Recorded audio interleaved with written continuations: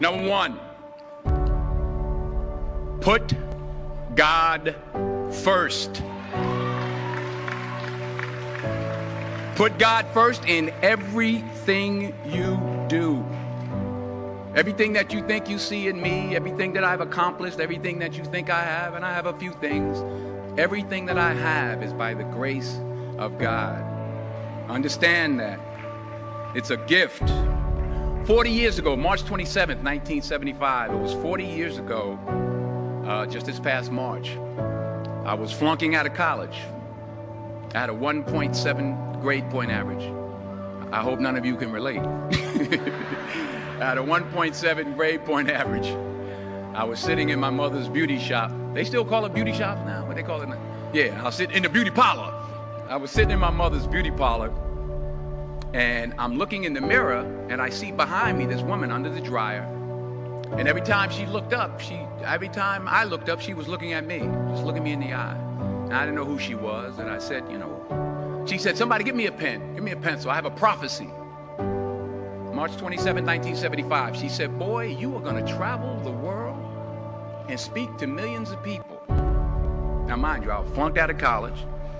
I'm thinking about joining the army. I didn't know what I was gonna do, and she's telling me I'm gonna travel the world and speak to millions of people. Well, I have traveled the world, and I have spoke to millions of people. But that's not the most important thing, the success that I had. The most important thing is that what she taught me and what she told me that day has stayed with me since. I've been protected, I've been directed, I've been corrected. I've kept God in my life, and it's kept me humble.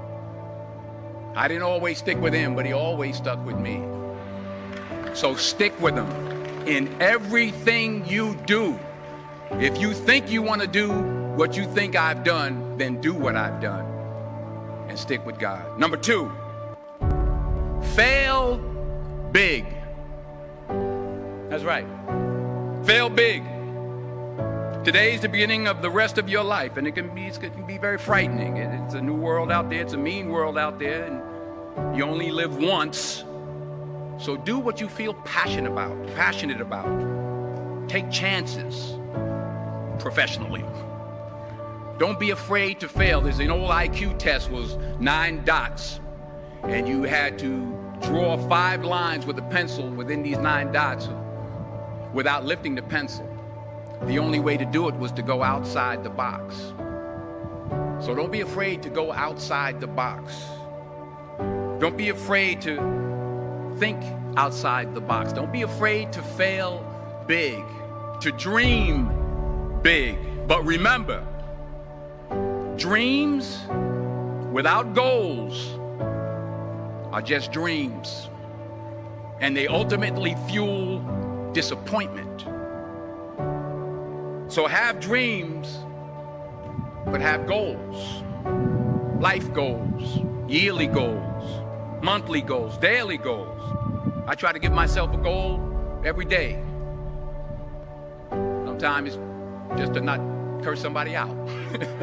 Simple goals, but have goals. And understand that to achieve these goals, you must apply discipline and consistency. In order to achieve your goals, you must apply discipline, which you've already done, and consistency every day, not just on Tuesday and miss a few days. You have to work at it every day. You have to plan every day. You've heard the saying, we don't plan to fail, we fail to plan. Hard work works. Working really hard is what successful people do. And in this text, tweet, twerk world that you've grown up in, remember, just because you're doing a lot more doesn't mean you're getting a lot more done. Remember that. Just because you're doing a lot more doesn't mean you're getting a lot more done. Don't confuse movement with progress. My mother told me, she said, yeah, because you can run in place all the time and never get anywhere. So continue to strive, continue to have goals, continue to progress. Number 3, you'll never see a U-Haul behind a hearse. I'll say it again. You'll never see a U-Haul behind a hearse. I don't care how much money you make, you can't take it with you. And it's not how much you have, it's what you do with what you have. We all have different talents. Some of you will be doctors, some lawyers, some scientists, some educators, some nurses, some teachers. Yeah, okay. Some preachers. The most selfish thing you can do in this world is help someone else. Why is it selfish? Because the gratification, the goodness that comes to you, the good feeling that I get from helping others, nothing's better than that.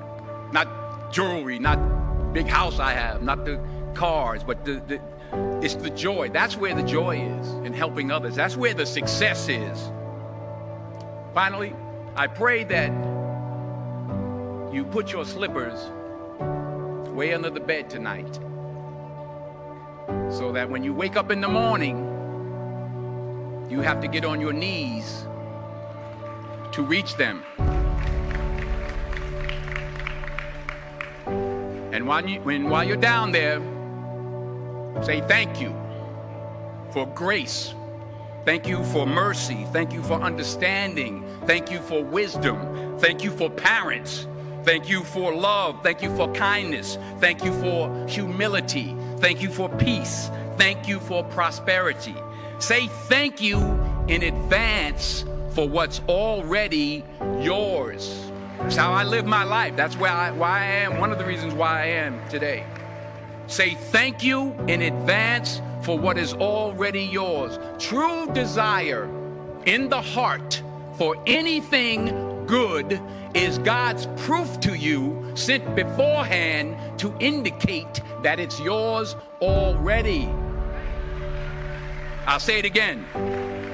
True desire in the heart, that itch that you have, whatever it is you want to do, that thing that you want to do to help others and to grow and to make money, that desire, that itch, that's God's proof to you, sent beforehand already to indicate that it's yours. And anything you want good, you can have. So claim it. Work hard to get it. When you get it, reach back. Pull someone else up. Each one, teach one. Don't just aspire to make a living. Aspire to make a difference.